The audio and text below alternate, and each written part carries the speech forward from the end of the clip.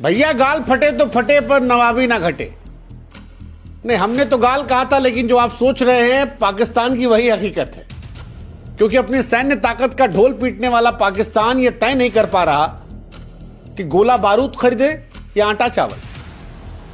भारत से युद्ध लड़ने के लिए जिन चाइनीज माल के सहारे पाकिस्तान भारत से युद्ध लड़ने आया था, वो तो फुसकी बम निकले। अब पाकिस्तान की फौज कह रही है कि शहबाज चचा, अगर जंग लड़वानी है तो कुछ गोला बारूद दे दो। उधर पाकिस्तान की अर्थव्यवस्था इस कदर चरमराई है कि रात को खाने के लिए आटा चावल नहीं है, और अगर आटा चावल भी मंगाना है तो उसके लिए विदेश से गुहार लगानी पड़ती है। और शायद यही पाकिस्तान की सबसे बड़ी विडंबना है कि वो मुगालते में आकर युद्ध की धमकी तो देता है, लेकिन पीछे देखता नहीं है कि उसकी अर्थव्यवस्था जो है वो 10 दिन फुल वॉर को झेल नहीं सकती। पाकिस्तान का जो सीरियस सच है वो यही है कि उनका सैन्य खर्च भी उनकी जनता की बुनियादी जरूरतों पर भारी पड़ता है, और इसी वजह से स्कूलों में किताबें नहीं है, अस्पताल में दवाएं नहीं है, सड़कों पर ढांचा नहीं है, बिजली संकट है, महंगाई है, बेरोजगारी है। लेकिन हुक्मरान जो है वो अपनी दुनिया में मस्त है। वो कहते हैं ना कि भगवान गरीबी दे पर गलतफहमी ना दे। पाकिस्तान को दोनों है। पाकिस्तान को भारत से युद्ध जीतने की गलतफहमी के बीच में अब गरीबी की चिंता सताने लगी है, और इसीलिए सरकार जो है वो विदेश में जाकर गिड़गिड़ा रही है कि हे मालिक, कुछ पैसा कौड़ी दे दो ताकि रात का खाना जो है वो आ जाए। खैर, पाकिस्तान कामयाब रहा, शुभकामनाएं उनको। भारत के विरोध के बावजूद IMF की तरफ से $1 अरब, जो 85-100 करोड़ रुपया होते हैं, वो उसे मिल गया है। लेकिन पाकिस्तान अभी भी टेंशन में है कि जो पैसा मिला उससे आटा चावल खरीदे या गोला बारूद उठा लाए। हालांकि पाकिस्तान के प्रधानमंत्री शहबाज शरीफ जो है वो हकीकत से वाकिफ है। उनको पता है पाकिस्तान की औकात, और ये उन्होंने 2022 में खुद ही बताया था। शहबाज शरीफ ने सितंबर 2022 को कहा था कि 75 साल से हम कटोरा लेकर भटक रहे हैं। और ये बस सोचिएगा कि ये हम पाकिस्तान की बेइज्जती करने के लिए बोल रहे हैं। ये जो हम कोट करने जा रहे हैं, ये पाकिस्तान के प्रधानमंत्री ने पाकिस्तान को लेकर कहा था, वर्ड टू वर्ड आपको बता रहे हैं। शहबाज शरीफ बोले कि 75 साल से हम कटोरा लेकर भटक रहे हैं। जब किसी देश के सामने हम जाते हैं तो जो सामने पड़ता है उसे लगता है कि हम कुछ मांगने आए हैं।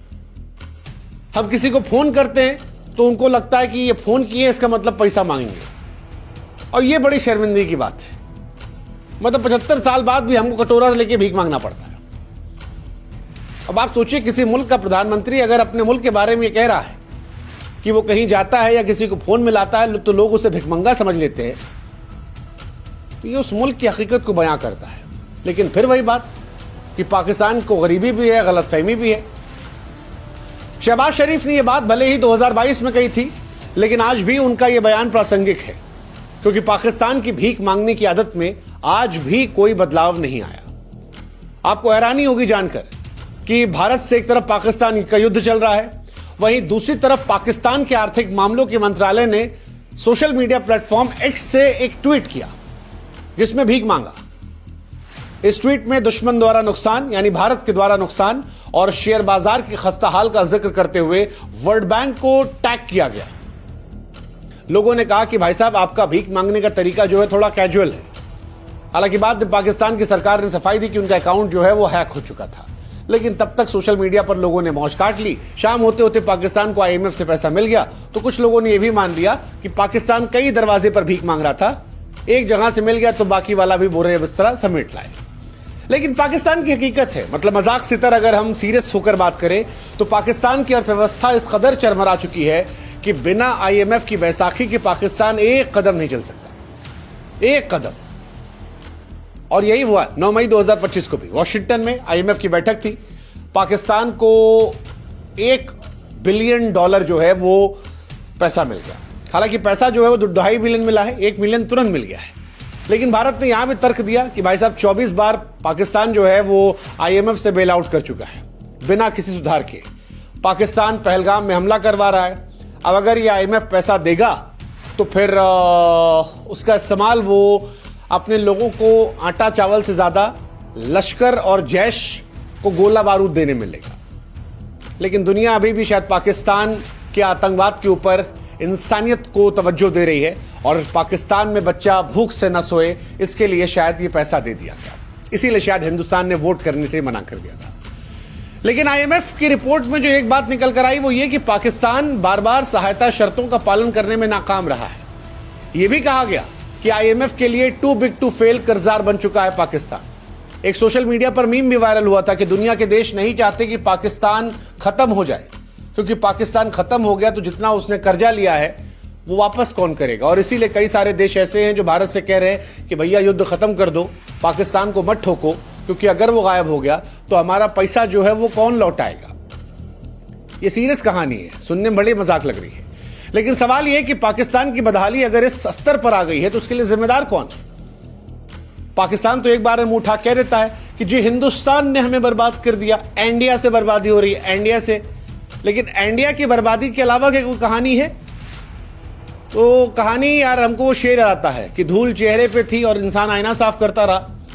एक्चुअली पाकिस्तान आईना नहीं देख रहा, क्योंकि अगर आईना देखेगा तो उसे दिखाई पड़ेगा कि पाकिस्तान के घर में असली खलनायक है। पाकिस्तान ने जो नीतियां कागज पर बनाई वो तो लाजवाब है, लेकिन हकीकत में बेकार है।